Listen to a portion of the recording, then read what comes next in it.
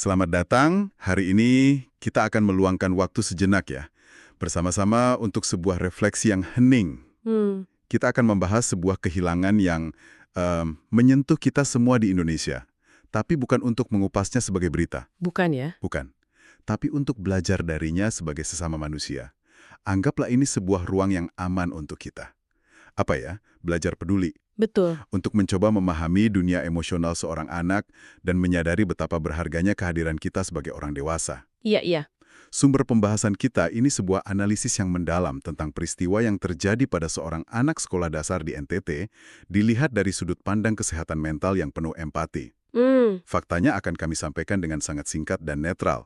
Pada 29 Januari 2026, seorang siswa kelas 4 SD, usianya 11 tahun, berinisial YS, di Kabupaten Ngada, NTT, meninggal dunia.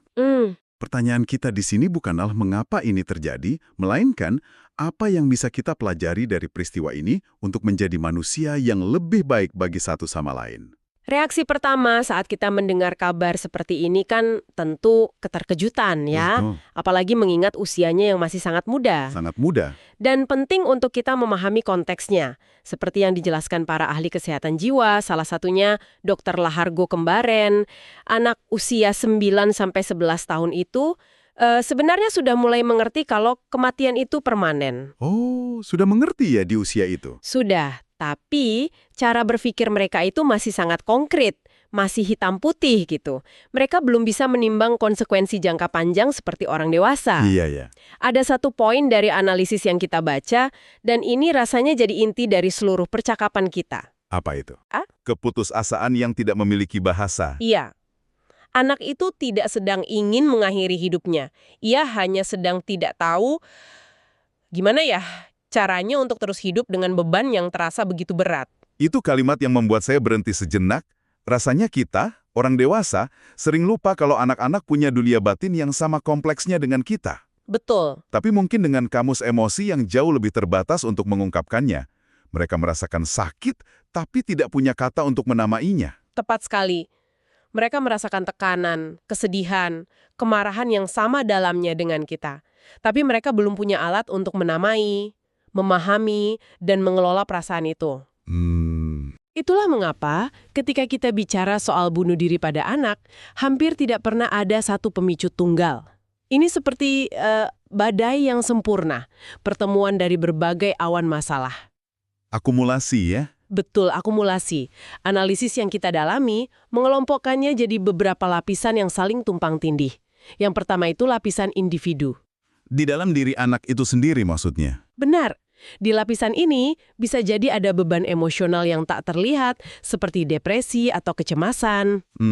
Atau perasaan bersalah yang berlebihan yang kemudian memunculkan pikiran, aku ini beban bagi keluarga. Wah, itu berat sekali untuk seorang anak. Sangat berat. Apalagi jika ia merasakan adanya tekanan ekonomi di rumah. Bahkan, keluhan fisik seperti sakit kepala, seperti yang dilaporkan dialami YS di hari kejadian, itu bisa jadi cara tubuhnya berteriak minta tolong. Karena mulutnya tidak bisa bilang apa yang ia rasakan. Persis, itu seperti alarm kebakaran di tubuhnya tapi tidak ada yang tahu di mana apinya gitu. Itu konsep yang penting sekali untuk dipahami. Bahwa stres di pikiran bisa benar-benar muncul sebagai sakit fisik. Dan bagaimana dengan lapisan di luarnya? Keluarga misalnya. Keluarga itu lapisan kedua yang sangat krusial. Tekanan ekonomi misalnya, dampaknya bisa sangat sistemik. Anak itu seperti spons ya. Ia menyerap stres dan ketegangan orang tuanya bahkan tanpa orang tua mengucapkannya. Konflik di rumah juga bisa jadi sumber tekanan yang konstan. Oke. Tapi, dan ini harus kita garis bawahi dengan tebal, keluarga juga bisa menjadi support system terkuat, benteng pertahanan yang paling kokoh. Jika ada satu hal yang terbangun di sana, komunikasi emosional yang sehat. Saya membayangkan banyak keluarga yang mengalami kesulitan ekonomi tapi anak-anaknya bisa tumbuh dengan baik. Jadi yang membedakan mungkin bukan ada atau tidaknya masalah. Betul. Tapi bagaimana masalah itu dibicarakan dan dirasakan bersama di dalam rumah ya. Persis, kuncinya di situ. Selanjutnya ada lapisan lingkungan dan sosial. Oke. Ini bisa berupa perundungan atau bullying di sekolah yang mungkin tidak pernah diceritakan. Bisa juga isolasi sosial apalagi pada anak yang tinggal di daerah terpencil atau mungkin diasuh oleh kakek neneknya. Yang cara komunikasinya beda generasi ya? Benar. Lalu tentu saja ada paparan konten destruktif di dunia digital tanpa pendampingan. Dan lapisan terakhir yang sering kita lupakan adalah faktor struktural. Faktor sistemik ya, sesuatu yang lebih besar dari sekedar individu atau keluarga. Betul, kita tidak bisa pura-pura tidak melihat ini. Minimnya akses ke layanan kesehatan jiwa anak, terutama di daerah-daerah terpencil seperti di NTT, itu masalah nyata. Data Riskesdas 2018 saja menunjukkan banyak sekali penderita gangguan psikosis di Indonesia yang tidak dapat bantuan profesional.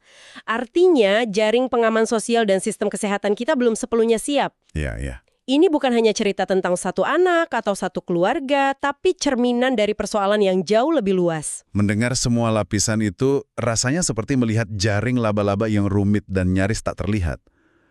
Ini membuat saya berpikir, kalau jaringnya serumit itu, apakah sebetulnya ada benang-benang yang bisa kita lihat?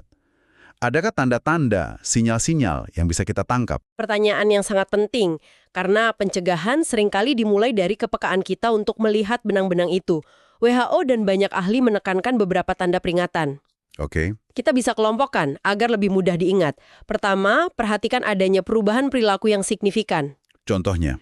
Misalnya anak yang tadinya ceria, banyak bicara, tiba-tiba menarik diri, jadi sangat pendiam atau lebih banyak mengurung diri di kamar. Atau bisa juga sebaliknya ya, mungkin yang tadinya tenang jadi mudah sekali marah. Bisa sekali.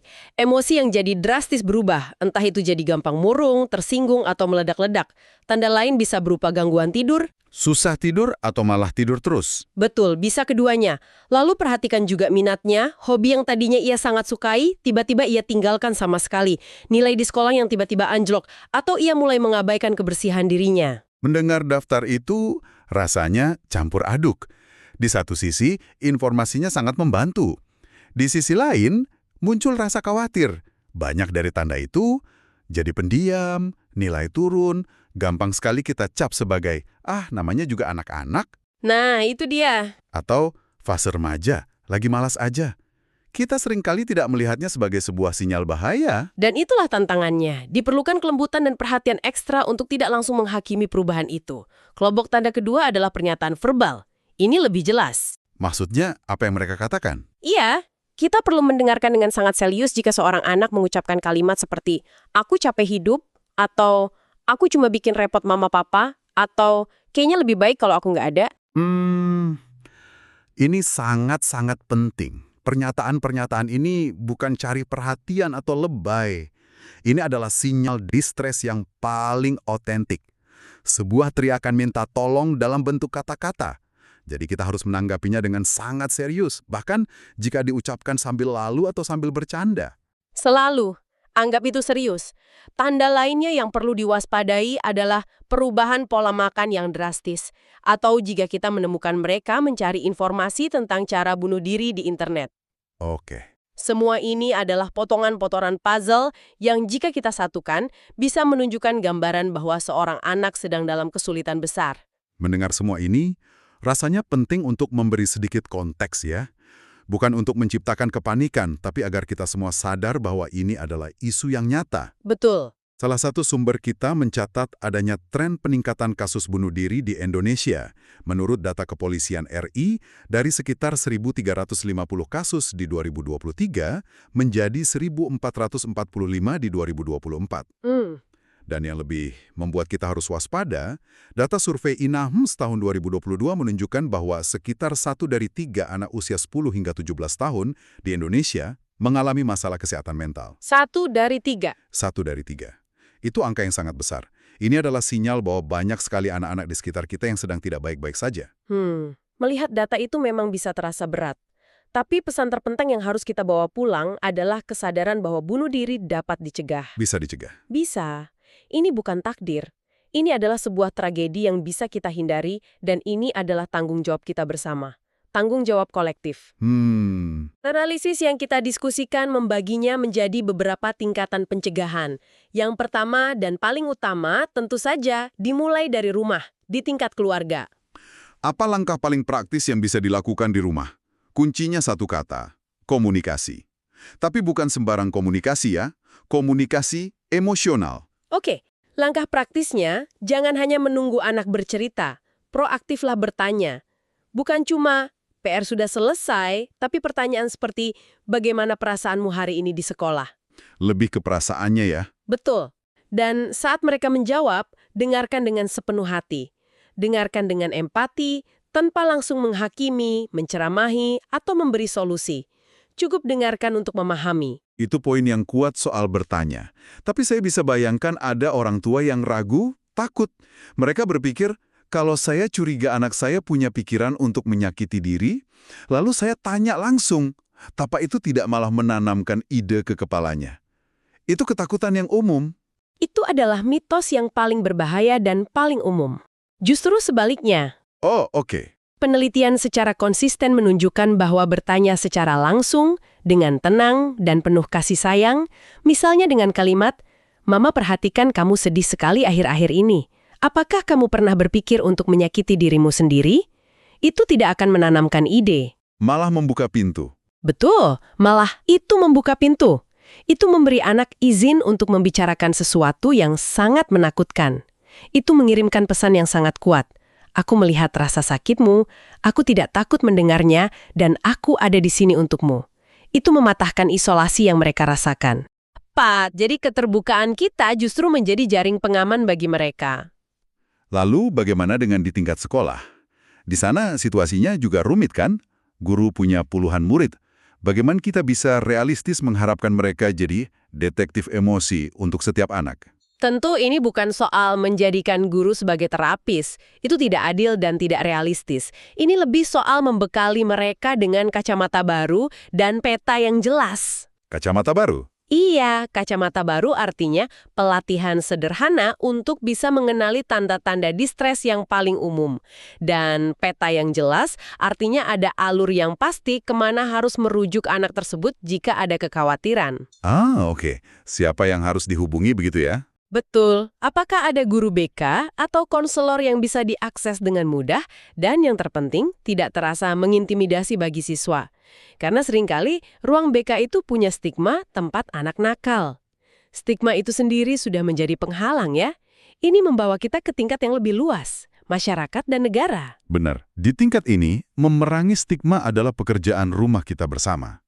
Stigma membuat orang, baik anak-anak maupun orang dewasa, malu dan enggan mencari bantuan. Kita perlu menormalisasi percakapan tentang kesehatan mental.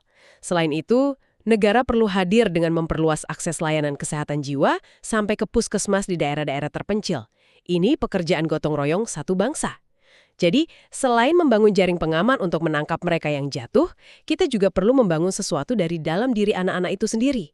Dalam sumber kita ada satu kata yang menarik dan penuh harapan. Resiliensi.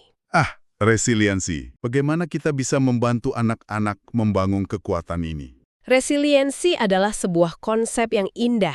Sederhananya, ini adalah kemampuan untuk bertahan, beradaptasi, dan bangkit kembali saat menghadapi tekanan atau kesulitan. Kabar baiknya adalah, resiliensi bukanlah sesuatu yang dibawa sejak lahir. Ini adalah otot mental yang bisa dilatih dan dibangun seiring waktu. Bisa dilatih ya? Bisa. Fondasi utamanya adalah dukungan sosial yang kuat dan hubungan emosional yang erat dan aman dengan orang tua, atau yang biasa disebut parent-child attachment. Komunikasi yang positif dan hangat di rumah adalah tanah yang paling subur untuk menumbuhkan resiliensi. Apa contoh praktisnya? Strategi yang bisa kita sebagai orang tua atau orang dewasa di sekitar anak lakukan sehari-hari untuk melatih otot ini. Beberapa hal yang sebenarnya sangat sederhana.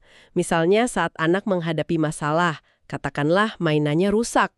Jangan langsung memberinya jawaban atau membelikannya yang baru. Ajak berpikir bersama. Betul, ajak dia berpikir, kira-kira apa yang bisa kita lakukan ya? Ada ide. Ini mengajarkan mereka keterampilan problem solving sejak dini. Iya. Lalu beri apresiasi pada usahanya, bukan hanya pada hasil akhirnya. Kalimat, "Wah, kamu sudah berusaha keras ya mengerjakannya," itu jauh lebih berharga daripada, "Wah, nilaimu 100. Jadi fokus pada proses, bukan cuma hasil. Tepat. Dan terakhir, libatkan anak dalam kegiatan yang bermakna bagi dirinya. Bisa ekstrakurikuler, kegiatan keagamaan, atau kegiatan sosial di lingkungannya. Saat anak merasa menjadi bagian dari sesuatu yang lebih besar dari dirinya, itu akan membantu mereka membangun identitas diri yang positif dan kuat. Setelah semua pembahasan ini, rasanya ada beberapa pembelajaran utama yang bisa kita pegang erat-erat. Pertama, kesehatan mental anak sama pentingnya, sama nyatanya, dengan kesehatan fisik mereka. Betul sekali. Demam di jiwa itu sama seriusnya dengan demam di badan. Kedua, komunikasi adalah napas dari hubungan yang sehat.